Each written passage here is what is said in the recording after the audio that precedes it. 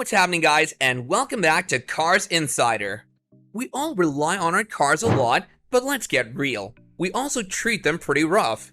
If one were to ask your car if your car can rely on you, what would the answer be? Don't just keep beating yourself up now, as we have something quite useful for you. Never do these things to your car to keep it running well. But before we get started, please be sure to like this video and subscribe to our channel so you don't miss out on any of our future videos going forward. Never disconnect a battery cable to test the alternator. Many years ago, you could test your car's alternator by disconnecting the battery wire while the engine was running. If the engine continues to operate, the alternator is operational. However, you should never do this test in a contemporary automobile or truck with computers and electronics. That's because disconnecting a battery cable while the engine is running causes the alternator to spike a 25 to 125 volt surge within 40 milliseconds after cable removal. That voltage surge won't harm anything in a non-computerized vehicle, but it will instantaneously destroy the many computers and pricey electronics found in all late model automobiles. Repairing the damage may be rather costly. Your automobile or truck probably contains at least one computer if it was constructed after the early 1970s, so throw off that outdated method from the old days and use a voltmeter to check your auto alternator. Alternatively, drive your automobile to a retailer that provides a free charging system diagnostic examination. Never drive when your oil light is on. A low oil pressure warning light is included in every vehicle. If the light turns on while you're driving, it means your car's oil level is dangerously low or empty. It might also indicate a significant leak, producing a pressure decrease, a choked oil path causing oil starvation, or that the oil pump has failed or is about to fail. Whatever the reason, get off the road and turn off the engine as soon as the light comes on. Then, using the dipstick, check the oil level under the hood. You must add additional oil before beginning if the dipstick indicates you're out of oil or dangerously low on oil. Driving a vehicle with dangerously low or empty oil may ruin your engine in a matter of minutes, costing you thousands of dollars. You won't be able to obtain more by driving to the closest shop. It's not worth taking the chance. Instead, contact a friend or family member and request that they deliver the oil to you. Better still, have a jug of oil in your trunk at all times. Your owner's handbook will mention the required kind and viscosity. Fill the filler port with it and ensure that the dipstick is full. Don't overfill the container. If you see oil on the dipstick, the condition is considerably worse and has to be checked out by a professional. There's not much you can do when you're stranded on the side of the road. Call a tow truck if the dipstick indicates the engine is full and you can't contact a buddy to drop off extra oil. You can't afford a new engine if you can't afford a $200 tow. Never use a universal fluid in your power steering or transmission.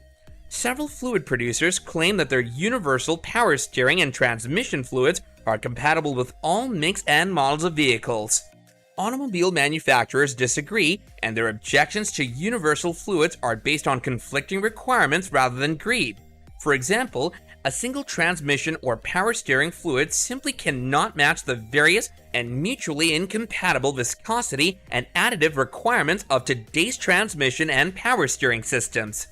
Indeed, gearbox and power steering fluid needs vary from model to model and even year to year across European, Japanese, and local automakers. If your local auto parts shops doesn't have the special fluid you need, try another store or get it from the dealer.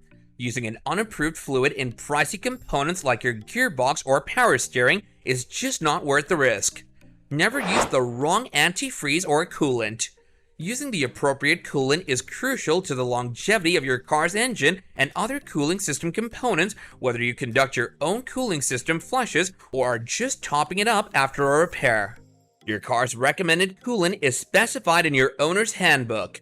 You may use early failure of your water pump, radiator, heater pipes, and heater core if you use the incorrect coolant or mix multiple kinds of coolant. Because corrosion inhibitors are intended to work with the particular metals found in the engine and cooling system, this is the case. Each inhibitor package must also be compatible with the plastic and rubber used in your engine seals, gaskets, and tubes. If you mix coolants, the corrosion inhibitors in one kind may clash with the coolant additive package already installed in your vehicle. The corrosion inhibitors in the new coolant may weaken or even cancel out the efficacy of the corrosion inhibitors in the old coolant. Worse still, using the improper coolant to top up or flush late model engines might harm the plastic and rubber seals and gaskets. You may not notice the damage until you've driven 5,000 miles or more. When such components break, you're unlikely to notice that they failed because you used the incorrect coolant. If an auto parts shop doesn't have the correct coolant for your engine, go to the dealer. You'll pay $10 more than you would for universal coolant from the auto parts shop, but at least you'll receive the correct coolant for your vehicle. It's a little investment to pay for greater vehicle longevity and peace of mind. However, if you've already mixed coolants, here's how you can fix it. Never mix up brake fluid and power steering fluid. A 1-pint bottle of power steering fluid resembles a 1-pint container of brake fluid in appearance. That's why a lot of do-it-yourselfers mix them up. It happens more often than you realize. The expense of repairing your power steering or braking system if you use the improper fluid is easily in the thousands. Power steering fluid causes brake seals to swell, resulting in total brake failure. The shop will have to repair or replace the master cylinder, calipers, wheel cylinders, and proportioning valve to correct the issue. They may even have to replace expensive ABS components on occasion. Pouring brake fluid into your power steering reservoir causes pump and steering gear failure since brake fluid isn't a lubricant. Before you replenish your brake or power steering fluid reservoirs, double check everything. If you're only just hearing about this, here's how you can fix it. Never use the wrong oil. Because current car designs are more sophisticated, choosing the correct engine oil is critical. To achieve greater mileage demands, automakers improve their engine architecture. Newer engines have tighter tolerances and high-tech features like variable valve timing or VVT and turbochargers to get more power and miles out of each gallon of petrol. VVT systems advance or delay the camshaft by pumping pressurized oil into hydraulic channels. The oil type and viscosity mentioned in your owner's handbook determine the pulse timing and accompanying camshaft movement. If you use the appropriate oil, everything works well, but if you use the wrong one, everything goes wrong.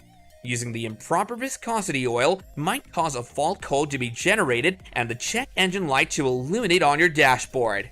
For effective turbocharger functioning, the appropriate oil is just as important. A contemporary turbocharger may spin at speeds of up to 240,000 RPM, which requires continual oil lubrication and cooling of the bearings.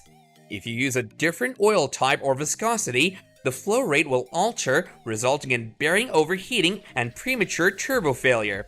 Learn how to pick the best motor oil and filter for your vehicle.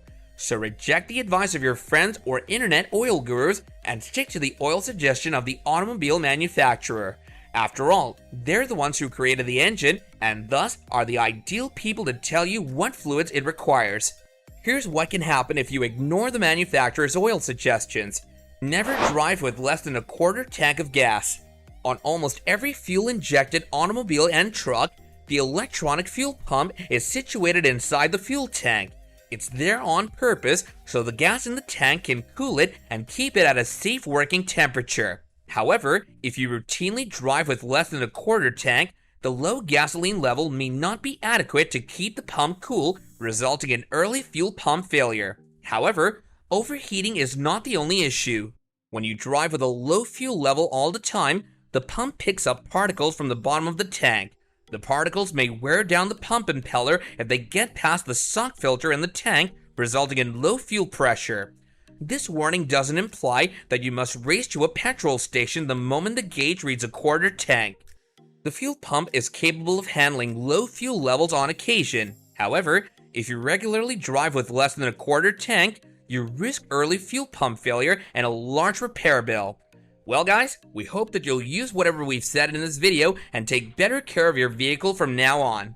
If you found the video to be useful, then let us know by smashing that like button, and if you haven't done so already, then don't forget to subscribe to our channel and hit that bell icon so you don't miss out on future videos going forward. If you have any other questions regarding the needs of your car, then let us know in the comments section below, and with that, we'll catch you guys later in the next one. Bye now. Next one.